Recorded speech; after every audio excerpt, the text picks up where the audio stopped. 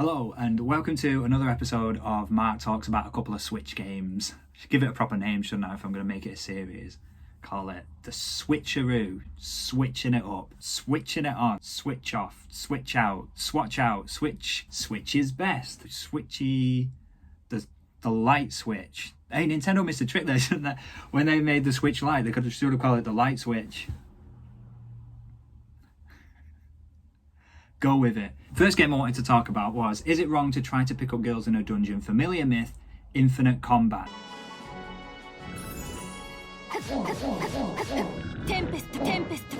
That's all you need to see really, isn't it?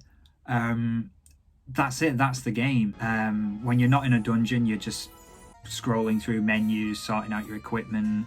You can have a chat to some NPCs where they just talk rubbish.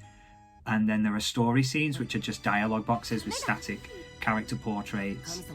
Not up to much. And I told you, I'd said this in my Star Ocean video, that it wouldn't take a lot of convincing. You wouldn't need to see much of this game to get an impression of it. But I'm going to show you some more anyway. I want to show you a boss fight, because to really understand how disappointing this game is, you've got to compare it to what it's based on. You've got to compare it to the anime of the same ridiculous name. Is it wrong to try to pick up girls in a dungeon? Familiar myth. Here it is. Look at it. Look at this nonsense. If I'd have told you this was like an early PS2 game, you'd absolutely believe me, wouldn't you? This is dreadful. It's so dreadful. The boss has zero wind-up animation. He just goes into his attacks. When he starts doing that spin move, it's like you can't go near him. You have to basically wait for him to pound the ground.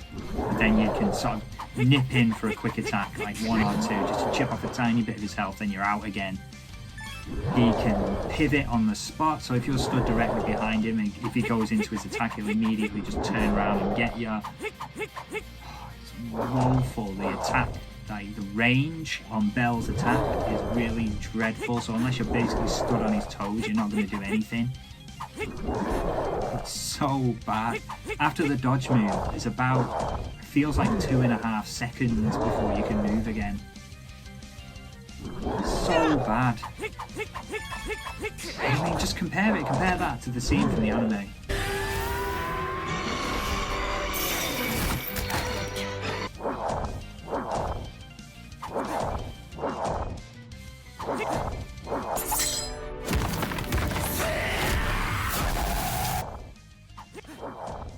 It's not good, is it? Now, I suppose the question is it wrong to try to expect a game that's been clearly rushed out very quickly on a small budget to look exactly like the anime?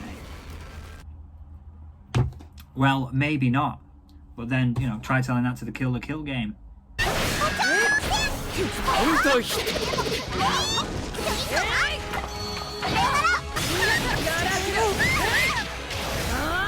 Actually, tell you a little secret about that Danmachi game. I had deleted it off my Switch, but I re-downloaded it to record the footage that you just saw there. And while I was recording that footage, I actually beat that boss. And I was like, ooh, I beat the boss. And then I just automatically started playing the next chapter, and I did a quest with eyes. And I thought, what am I doing? But the truth is, I'll probably just keep popping back on it every now and then. When I'm just watching something on Netflix, I'll just do a quest. And I'll probably end up finishing it because I've got some kind of problem. It's like, just because a game's trash doesn't mean I can't enjoy it. And apparently I can enjoy anything. I love games so much that I'll play anything, even when I've got 200 other games that are way more worth my time. Speaking of which, this is Crosscode. It's a game that's quite similar to Is It Wrong to Try to Pick Up Girls in a Dungeon? Familiar Myth, Infinite Combat, in that it's an action RPG. We've got quest lists, we've got conversations with character portraits, we've got equipment, we've got action combat. But the implementation of this in Crosscode is such that what we have is a completely different experience. Crosscode is a joy to play. Crosscode is like a wonder to behold.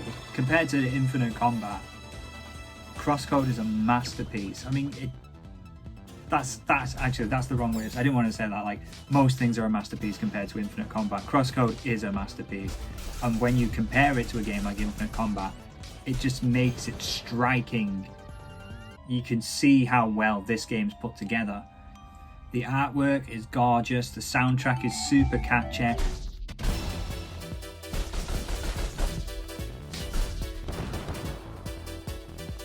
The character portraits and the dialogue are really characterful and expressive. It's a world apart from Infinite Combat. Now, I should stress, the only reason I'm comparing these two games is because I played them both recently, and they can both be roughly described as action RPGs. But make no mistake, Infinite Combat is just a series of lists plus some shitty dungeon crawling, whereas Crosscode is a full world to explore. It's a proper RPG with a rich story and deep gameplay. The world is also interesting too. The world of Crosscode is set inside a game, but to be honest, I'm not quite sure I understand the concept of this. So, your character, Leia, is an avatar for someone else who's just out of sight somewhere, embodying this avatar inside an MMO. But it's also a real place. So I'm not sure, it seems like as you're walking around in the world of Crosscode, there are people who are playing the game and people who aren't. And some people have to wear special goggles to see things in the world, whereas if you're an avatar, you just see them. And I'm not quite sure I get it. I'm only a couple of hours in. I played through the introduction and all the tutorials, and I've done a couple of quests. So far, I'm really liking it. I'm definitely going to keep on with this one. And when I say I'm not sure I understand the world, it's not because the game's obtuse or overly complicated. It's because it's got an interesting premise that takes a little bit to get your head around, I think. And I'd rather have something that I can look at and puzzle out. It's a famous quote, isn't it? Like a quote about writing is that I'd rather be confused for 10 minutes than bored for 10 seconds. And that's Crosscode for you. Something interesting going on in this story. So if you're up for an action RPG, I'd highly recommend checking this out. Don't be like me, don't play Infinite Combat, even if you are a fan of the anime like me. Give Crosscode a go, it's well worth it. So there you go, that's just a couple of the games I've been playing on Switch recently. I play so many games on Switch. I've got something like 240 games on the Switch at this point. It's ridiculous. Nintendo had that Nindie Direct recently, didn't they? The one they opened it with the new Supergiant game, Hades, which looks incredible.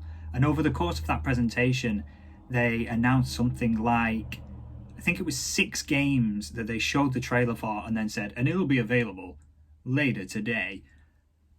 Shocking. I mean, I bought like 3 of those. So maybe we'll take a look at them in the not too distant future. Until then, thanks for watching, and I'll see you again. Right, bonus bit at the end. I'm looking at my Switch library now, and it's arranged by playtime. So my number 1 most played game is The Legend of Zelda Breath of the Wild. Question: of my top 30 most played games on the Nintendo Switch, what do you think I have more of? Games that have a sword on the cover art, such as this one here, or games which have a colon in the title, also like this one here? I'll give you a second to think.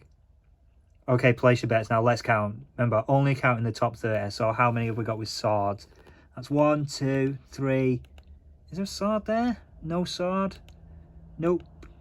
4, 5, 6. If you look closely, the drawing in the background there, someone holding a sword. 7, that robot has a sword. 8, 9, 10.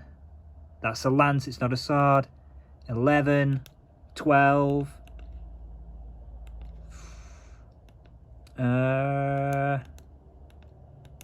13, that's a sword.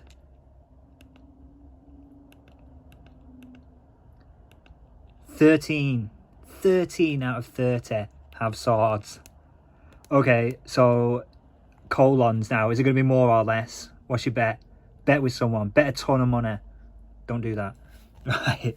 Okay, colon Breath of the Wild, that's 1. Colon 3 Houses, that's 2. Colon Definitive Edition, 3. Oh, no colon there. Colon Definitive Edition, 4. Colon Definitive Edition, 5. Colon Echoes of an Elusive Age, 6. colon Ritual of the Night, 7. Colon Coven of Dusk, 8. Colon Ever Darkness and the Secret Hideout, 9. Ooh, looks like it's going to be Swords. Sorry if you bet on colons. Colon Advent Dark Force, 10. There you go, Swords have it, 13 to 10. Sorry if you lost, congratulations if you won. More fun, great content like this in the next video, I'm sure. Thanks for watching. Again, see you next time.